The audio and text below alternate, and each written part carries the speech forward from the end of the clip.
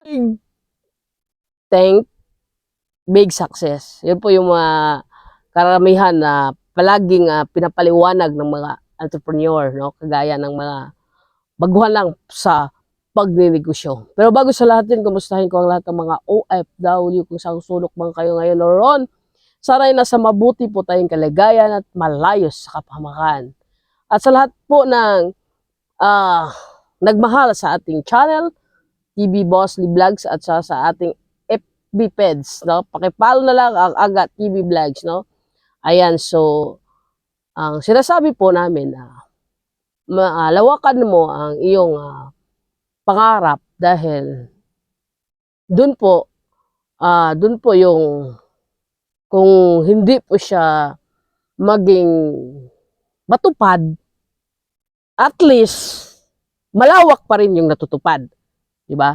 Kasi karamihan po sa mga Pilipino, karamihan, hindi naman lahat to, na kontento lang na okay lang, makakain lang kami sa 3 araw, okay lang, di ba? So, pag yan ang sasabihin mo, ayun din ang ibibigay sa'yo ng master ng universe, di ba? Dahil, okay lang sa'yo. So, hindi mo binigyan po ng pagkakataon na lumawak ka.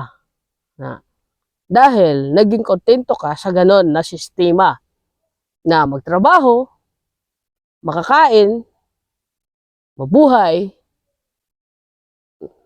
tapos mabusog, okay lang. So, maka-saving konti, okay lang. Di ba? Pero ikaw tao, ginawa ka ng master ng universe para po magkaroon ka po ng kwenta sa mundong ginagalawan natin ngayon. So, kailangan po natin alamin kung ano pong dahilan kung bakit andito sa mundong ginagalawan natin. So, marami pong uh, marami pong success. Hindi po pera lang, dahil may pera ka, success ka. No? Yun po yung karamihan din sa hindi alam. So, ang successful, hindi lang po tungkol po sa financial freedom. Ang successful, maging masaya yung pamilya mo, isa din yan na successful ka. Di ba? Yung ano ba, yung pagmamahal sa pamilya mo, andoon, no? Na respeto bawat isa. So, successful ka din. Kasi, ang nakaalam sa iba, yung successful ay, maraming pera ay successful ka, hindi. Masayang pamilya, successful ka, wala kang sakit, no? Importante yun, healthy ka. So, successful ka sa sarili mo, sa self mo, di, wala kang sakit, no? Kailangan po success din ang spiritual mo. Dahil, tuto ka, may takot ka sa kanya, no, kay master, no? So, success din yan. So, yung tatlo na yan, health, spiritual, at financial. Kung tatlo na yan, pag yan po yung magka-label, ay wow, perfect ka, no? So, ikaw na yung taong pinakamasaya dahil andyan sa'yo, binigay na sa'yo lahat no, ni Master. So, maraming ganun. Marami pong nangyayari yan sa mga entrepreneur na uh, sa health, financial, spiritual, ay nagkakaroon po sila ng freedom. Dahil po, malawak po ang kanilang mentality. Malawak po ang kanilang pangarap. So, masaya kang tumulong sa kapwa. Masaya kang marami kasing mga tinuturo po sa ating mga religion, sa ating mga unang panahon ng mga matanda na huwag tayong magmukhang pera dahil masama po ang maging mukhang pera. Ayan. So, hindi po masama ang magmukhang pera dahil pag mukhang pera ka, marami po kang natutulungan na tao. Marami pong masakit, may sakit na gumaling sa pera na yan. Anak mo, may operahan, may sakit sa puso. Gumaling, hindi ka maging masaya? Kaya, ang mga taong nagsasabi na ang pera ay hindi magbigay ng kasiyahan sa'yo, ipokrito yan. Plastic yan. Dahil ang pera talaga nakapagbigay ng saya ng tao. Dahil araw-araw kung wala kang pera, wala kang makain, dahil ibig sabihin hindi ka maging masaya kasi gutom ka. Pero pag marami kang pera, lahat magbibili mo, maging masaya ang buhay mo. Kaya huwag mo sabihin na ang pera ay hindi nagbibigay ng kasiyahan ng isang tao. Mali yan. At improkit prito ang taong tawag sa ganyan. So, magmukhang pera po tayo, pero magiging tools natin ang pera para maging masaya ta. Hindi po natin pwede simbahin ang pera. Magkaiba yan. So, ang pera, gagawin natin tools para maging mabuting tao tayo.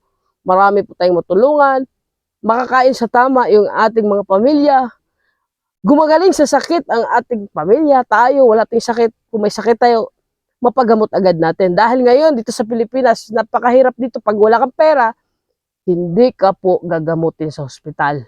Pabayaan ka dyan mamatay, mabubulok ka dyan. Wala, yun talaga ang reality, kaya mahalaga ang pera. So, yun po yung mga sinasabi ng, mga matanda. Di ba? Umiilaw ba to? Baka namatay, nagpapagod na ako dito ha. Ayan. So, ganun. So, makawawa po yung mga taong, na ganun mag-isip. Dahil, nilalayo po nila ang blessing na binigay ni Master sa kanila.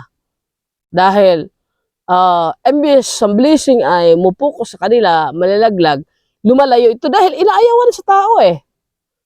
Dahil, kontento ka lang pala sa mabuhay na 3 araw, makakain lang, okay ka na pala. So ilipat doon sa blessing na malaki ang pangarap. So, yan po. Yun po yung sekreto ko na kung bakit, para sa akin, na-experience ko.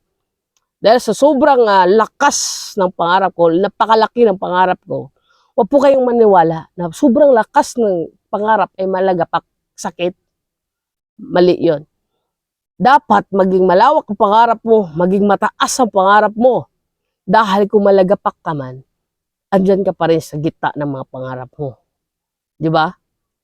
Mahirap ipaliwanag dito, pero siguro maliwanag na sa inyo yung ibig ko sabihin. So, kung sinasabi po ng mga religion, hindi po lahat sa mga nagtuturo na magmukha kang pera ay malagay ka po sa fire, no? Yan. Sa impyerno ka mapunta, no? Ganun po. So, masakit dahil ang mentality ng mga Pilipino naging mahina ka. Kailangan tinatanim po ng mga Kastila ng unang mga panahon, maturo sa mga simbahan na maging mahina ka. Kaya ang mga tao takot sumugat. Dahil takot sila nga magkakamali, no? Pero sa sobrang pangarap nga ni Angga ko, talagang naabot ko yung gusto ko, no? Ang pangarap ko po ay magkakaroon po ng 100 branches sa nationwide. So, hindi man natupad ngayon, pero papunta ako doon. May 2 branches na ako. Meron po ako sariling factory. So, 3. Kasamang factory, 3 ng branches ko. Ilan na lang ko lang? 97 na lang branches. So, balang araw maging 50 years old ako, kasi 43 na ako ngayon. Maging 50 years old ako. Ang dream ko nga, 100 branches nation, ay maitayo ko yan. Para po, pangarap ko po akong makatulong sa mga jobless. Ganun lang yun. So, yun na sikreto, no? Mga kasunod ko, mga kaangga. So, mga ka-coach family, no? Mga baguhan dyan, please subscribe, pakipindot ang notification bell all para matuloy pa yun ng ating mga bagong upload dito. Mahal ko kayo. Bye-bye. Magpaalam na po kayo kasi sobrang init. Bye-bye.